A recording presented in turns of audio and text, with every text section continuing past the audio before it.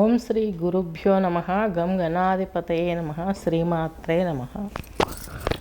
ఈరోజు మనము ఈ యొక్క 2026 ఏప్రిల్ 2వ పక్షమైనటువంటి అంటే 16 నుండి 30 వరకు కూడా 31 వరకు జరుగు పక్ష ఫలాలను తెలుసుకోబోతున్నాం. ద్వాదశ రాశులకి గోచారం తీసుకున్నట్లయితే రవి శుక్రులు వచ్చేసి మేషరాశిలో ఉన్నారు. అలాగే గురువు వచ్చేసి మిథునంలో ఉన్నారు. కేతు వచ్చేసి ఈ యొక్క సింహంలో ఉన్నారు. రాహువు వచ్చేసి కుంభంలో ఉన్నారు. చంద్రుడు, కుజుడు, అలాగే బుధుడు, శని మీనరాశిలో ఉన్నారు. రవి శుక్రులు మేషరాశిలో ఉన్నారు. ప్రధానంగా మనం తీసుకోవాల్సింది 19వ తేదీ మేషాన్ని వదిలి వృషభంలోకి తన స్వక్షేత్రంలోకి శుక్రుడు వస్తున్నాడు. మాసాంతంలో 30వ తేదీ ఈ యొక్క మేషంలో ఉన్న బుధుడు మీనంలో ఉన్న బుధుడు మేషంలోకి వస్తాడు. ఇవి ప్రధానంగా మనకు మారబోయే ఈ యొక్క గ్రహాలు ఈ రాశులలో మారబోతున్నాయి. మూల నక్షత్రం 4వ పాదం ధనుర్రాశి, పూర్వాషాఢ 4 పాదాలు, ఉత్తరాషాఢ 1 పాదం కలిపి ధనుర్రాశి ధనుర్లగ్నం కిందికి వస్తుంది. మీకు 2వ ఇంటి అధిపతి 3వ ఇంటి అధిపతి అయినటువంటి శని భగవంతుడు చతుర్థంలో ఉండి అర్ధాష్టమ శని ప్రభావాన్ని ఎక్కువగా సూచిస్తున్నారు. కుజుడు మీకు పంచమ స్థానాధిపతి, అలాగే మీకు వ్యయాధిపతి. ఇతను వచ్చేసి చతుర్థంలో ఉన్నాడు. చతుర్థంలో అంటే కేంద్ర స్థానంలో కుజుడు బాగా యోగించే అవకాశం స్పష్టంగా గోచరిస్తుంది. నెక్స్ట్ వచ్చేసి చంద్రుడు కూడాను ఇక్కడే ఉన్నాడు. ఇవి శని భగవంతునికి కుజునికి సంబంధించి కొంచెం ఘర్షణ వాతావరణం ఎక్కువనే ఫేస్ చేస్తారని చెప్పుకోవాలి. అది కూడా ఏ రాశులు తీసుకున్నట్లయితే ధనుర్రాశి, అలాగే మకర, కుంభ రాశి అధిపతులు ఇక్కడే ఉన్నారు. కాబట్టి ఈ 3 నక్షత్రాల వాళ్ళకి తీసుకుంటే ఒక్కొక్కరికి ఒక్కొక్క రకమైనటువంటి ప్రాబ్లమ్స్. ధనురాశి వారికి అంటే హయ్యర్ ఎడ్యుకేషన్ జాబ్స్లలో కొంత జాగ్రత్త పడండి, కొంత పూజలు చేసుకోవాల్సిన అవసరం ఎంత ఉంది. లూజ్ అయ్యే అవకాశాలు ఉన్నాయి, జాబ్స్ పోయే అవకాశం ఉంది. అదొక పెద్ద మానసిక క్షోభ కిందకి వెళ్ళిపోతుంది. త్వరగా ఓ పట్టాను తెమిలే పరిస్థితి కనిపించట్లేదు. ఈ యొక్క దత్తాత్రేయ స్వామి పూజలు అవి చేసుకోండి. పైపెచ్చి మీకు ఉన్నటువంటి లాభం ఏంటంటే అర్ధాష్టమ శని ప్రభావం ఉన్నప్పటికీ మీ రాశాధిపతి చతుర్థాధిపతి అయినటువంటి బృహస్పతి మీ రాశిని చూస్తున్నారు. అంటే మిమ్మల్ని మీరు నిలుపుకునే శక్తి పెరుగుతుంది. మిమ్మల్ని మీరు చాలా స్టాండర్డ్గా మైండ్ పరంగా కావచ్చు, శారీరకంగా కావచ్చు స్ట్రాంగ్ చేసుకునే మెంటాలిటీ మీలో ఉంటుంది. కాబట్టి దానికి తోడుగా దత్తాత్రేయ స్వామి ప్రదక్షిణ, ఎయిదర్ ఇంట్లో రావి చెట్టు, అనగాదేవికి సంబంధించినటువంటి వేప చెట్టు పెంచుకున్నట్లయితే ఆ యొక్క చెట్టును చక్కగాను పూజించాలి. పసుపు కుంకుమలతోటి పూజించి నైవేద్యం దేవుని దగ్గర పెట్టే నైవేద్యం ఒక పండు అక్కడ ఆ చెట్టు దగ్గర పెట్టి వాళ్ళని దైవ స్వరూపాలుగా మనం పూజిస్తున్నాం. కాబట్టి వాళ్ళకు కూడా పూజ చేసినట్లయితే చాలా వరకు ఈ యొక్క సమస్యపోయే అవకాశం స్పష్టంగా గోచరిస్తుంది.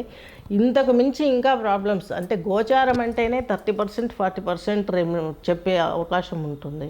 మీ పైన ఫలిస్తుంది ఇవి. ఇంకా మీ చార్ట్ ఓపెన్ చేస్తే మీ యొక్క జన్మ జాతకం చూసినట్లయితే అనేక రకమైనటువంటి సమస్యలు అక్కడ ఎదురైనప్పుడు వాటికి కూడా మేము పరిష్కారం చూపించగలము. మీరు కాల్ చేసే నెంబర్ వచ్చేసి కింద స్క్రోల్ చేస్తుంది. అలాగే వాట్సాప్ కూడా చేయండి. మీ యొక్క డేట్ ఆఫ్ బర్త్ కావచ్చు, అవన్నీ కూడాను కింద స్క్రోల్ అవుతున్నటువంటి ఈ యొక్క ఫోన్కి. నెక్స్ట్ వచ్చేసి ఈ యొక్క దైవ సంబంధమైనటువంటి పూజలు. రాహు 3లో ఉన్నారు, మంచిదే, చాలా వరకు శుభాన్ని కలెక్ట్ చేస్తాడు. కాకపోతే మీకు ఈయన దశమ కేంద్రాధిపతి కూడా కాబట్టి రొటీన్లో ఉన్నాడు. కాబట్టి జాబుకు కష్టాలతో కూడుకున్నటువంటి స్థిరత్వం వస్తుంది. ఈ రెమెడీ చేయడం మూలంగా ఎంజాయ్ చేయలేరు. మీకు ఉన్నటువంటి జాబునైనా ఎడ్యుకేషన్ అయినా మీరు ఎంజాయ్ చేయలేరు. పైపెచ్చు ఈ రాహు వచ్చేసి మీకు కొంచెం చర్మ వ్యాధులకు సంబంధించినటువంటి ప్రాబ్లమ్స్ ఎక్కువగా ఉంటాయి. సుఖ వ్యాధులకు సంబంధించినటువంటి ప్రాబ్లమ్స్ ఎక్కువ ఉంటాయి. రాహు చండాల గ్రహము. రాహువుతో కలిసిన గురువు చండాల యోగం అంటాము, అలాగే చంద్ర చండాల యోగం అంటాము, కుజ చండాల. ఏ గ్రహంతో కలిస్తే అతను ఆ యొక్క రాశి దానికి సంబంధించి చండాల యోగం పడుతుంది. కాబట్టి ఆ చంద్రమండలం చంద్రునికి సంబంధించినటువంటివి కూడా ఈ చండాల యోగం కలుగుతుంది. కాబట్టి చంద్రుడు మధ్య మధ్యలో మనకు మాసాంతం వరకు కూడాను 2 సార్లు ఈ యొక్క రాహుని టచ్ చేస్తాడు. ఈ పీరియడ్లో చాలా జాగ్రత్తగా ఉండాల్సిన అవసరం చాలా స్పష్టంగా గోచరిస్తుంది. చతుర్థంలో రవి ఉన్నారు మీకు, అలాగే శుక్రుడు ఉన్నారు. ధనుర్ రాశి ధనుర్ లగ్నం. రవి ఉచ్చలో ఉన్నాడు, కేంద్రంలో ఉన్నాడు కాబట్టి మంచి ఖచ్చితంగా చేస్తాడు. శుక్రుడు కూడాను 4వ ఇంట్లో యోగిస్తాడు. పైపచ్చిన మీకు మకర రాశి మకర లగ్నం వారికి తీసుకున్నట్లయితే శుక్రుడు కూడాను మీకు చతుర్థంలో యోగించే ప్లానెటే. దీని మూలంగా తీసుకున్నట్లయితే మీకు ఇక మకర రాశి మకర లగ్నం వారికి చిల్డ్రన్స్కి సంబంధించిన ప్రాబ్లమ్స్ వెళ్ళిపోతాయి. వడ్డీ వ్యాపారస్తులు కొంచెం లాస్ అయ్యే అవకాశం కనిపిస్తుంది. భూ సంబంధమైనటువంటి క్రయ విక్రయాలు సవ్యంగా జరుగుతాయి. ముఖ్యంగా షేర్ మార్కెట్ల విషయంలో చాలా జాగ్రత్తగా ఉండాలి. ప్రతి రాశి వాళ్ళు, ప్రతి మనిషి ప్రజెంట్ మనకు ఉన్నటువంటి సిచ్యువేషన్స్లో మనం ఎంత జాగ్రత్తగా ఉండాలి. షేర్ మార్కెట్ అనేది ఒక వైకుంఠపాణి ఆ యొక్క ఆటలాగా ఉంటుంది. మనం పెడతాము, ఒకరోజు ఎక్కుతుంది, ఒకరోజు తగ్గుతుంది, ఒకరోజు మొత్తం శాంతం నష్టపోయే అవకాశాలు ఉంటాయి. సిచ్యువేషన్ ఆలోచించుకొని చాలా జాగ్రత్తగా మీరు బిల్డ్ చేసుకోవాల్సిన విషయం ఈ మకర రాశి మకర లగ్నం వారికి. మకర లగ్నం వారికి తీసుకున్నట్లయితే శని వచ్చేసి మీకు తృతీయంలో ఉన్నాడు. మీ రాశాధిపతి అలాగే 2వ ఇంటి అధిపతి చక్కగా మీకు ఈయన యోగకారకుడే. ఇక్కడే రవి కుజులు కూడా ఉన్నారు. ఈ ఇల్లు కూడాను మంచి కలుగజేస్తారు. మకర రాశికి అష్టమాధిపతి అయినటువంటి రవి మీకు 3వ ఇంట్లో ఉండడం అనేది చాలా శుభప్రభం. 8వ ఇంటి అధిపతి అయిన కాబట్టి ముక్కుకి సంబంధించినటువంటి ప్రాబ్లమ్స్ ఇస్తాడు. పాలిటిక్స్ రంగంలో ఉన్న వారికి చాలా జాగ్రత్తగా ఉండాలండి. అలాగే సినీ ఇండస్ట్రీకి సంబంధించిన వాళ్ళకి స్త్రీ సంబంధమైనటువంటి వారితో కొన్ని గొడవలు జరిగే అవకాశం కనిపిస్తుంది. కాబట్టి చాలా జాగ్రత్త పడాల్సిన అవసరం ఎంతైనా ఉంది. 2వ ఇంట్లో మీకు బుధుడు నపుంసక గ్రహము. అంటే నపుంసక గ్రహం అంటే మీరు వేరే విధంగా ఆలోచించొద్దండి. ఆయన స్త్రీ గ్రహాలతో కలిస్తే ఆ నక్షత్రం ఏ గ్రహంతో కలిసి ఉంటే ఆ లక్షణాలు ఇస్తాడు. తనకంటూ స్పెసిఫిక్ ఒక డిసిషన్ తీసుకునేది కోల్పోతాడు అనమాట. అది ఈ యొక్క బుధునికి సంబంధించింది.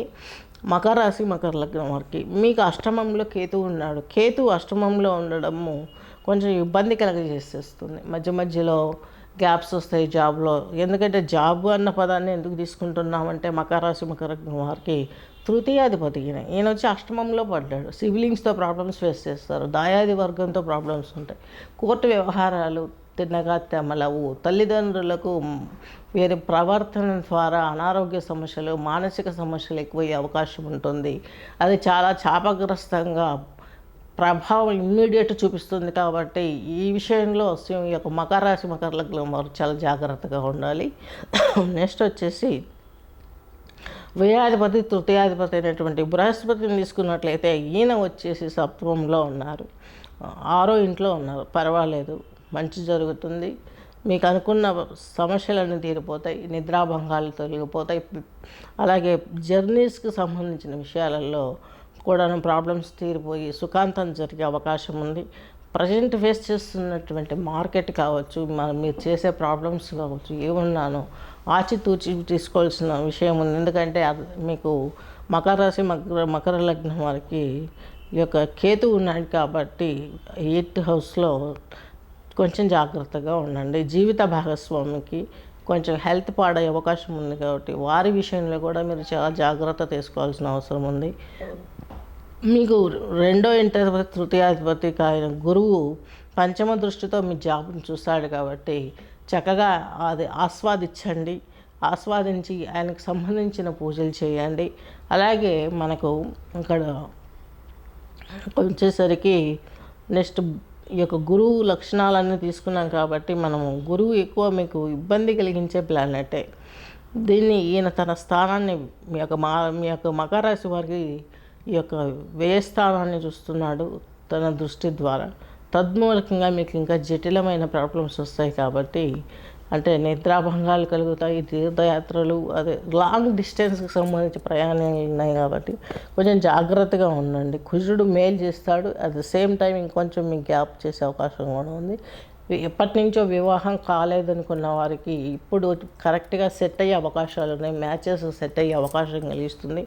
ఉద్యోగం పోయే వరకు కొంచెం పొజిషన్ను తీసుకెళ్ళకండి, చాలా కేర్ఫుల్గా ఉండండి.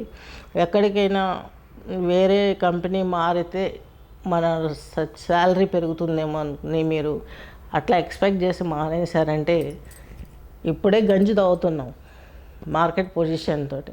ఆ గంజిని ఉలకబోసుకుంటే మట్టి దొరుకుద్ది, అంతకుమించి ఏం దొరకదు. కాబట్టి ఉన్న జాబ్ను కొంచెం భారమైన కొంచెం ఇంట్లో వాళ్ళ సహకారం తీసుకొని ఉన్నదాన్ని వదలకుండా కొంచెం గుప్తంగా ఫ్యామిలీని నడుపుకోగలిగితే ఇంకా మంచి జరిగే అవకాశం చాలా స్పష్టంగా ఉంది. స్వస్తి. ఓం శ్రీ గురుభ్యో నమః. గం గణాధిపతయే నమః. శ్రీమాత్రే నమః. ఈరోజు మనము ఈ యొక్క 2026 ఏప్రిల్ 2వ పక్షమైనటువంటి అంటే 16 నుండి 30 వరకు కూడా 30-31 వరకు జరుగు పక్ష ఫలాలను తెలుసుకోబోతున్నాం. ద్వాదశ రాశులకి గోచారం తీసుకున్నట్లయితే రవి శుక్రులు వచ్చేసి మేషరాశిలో ఉన్నారు. అలాగే గురువు వచ్చేసి మిథునంలో ఉన్నారు. కేతు వచ్చేసి ఈ యొక్క సింహంలో ఉన్నారు. రాహువు వచ్చేసి కుంభంలో ఉన్నారు. చంద్రుడు, కుజుడు, అలాగే బుధుడు, శని మీనరాశిలో ఉన్నారు. రవి శుక్రులు మేషరాశిలో ఉన్నారు. ప్రధానంగా మనం తీసుకోవాల్సింది 19వ తేదీ మేషాన్ని వదిలి వృషభంలోకి తన స్వక్షేత్రంలోకి శుక్రుడు వస్తున్నాడు. మాసాంతంలో 30వ తేదీ ఈ యొక్క మేషంలో ఉన్న బుధుడు మీనంలో ఉన్న బుధుడు మేషంలోకి వస్తాడు. ఇవి ప్రధానంగా మనకు మారబోయే ఈ యొక్క గ్రహాలు ఈ రాశులలో మారబోతున్నాయి.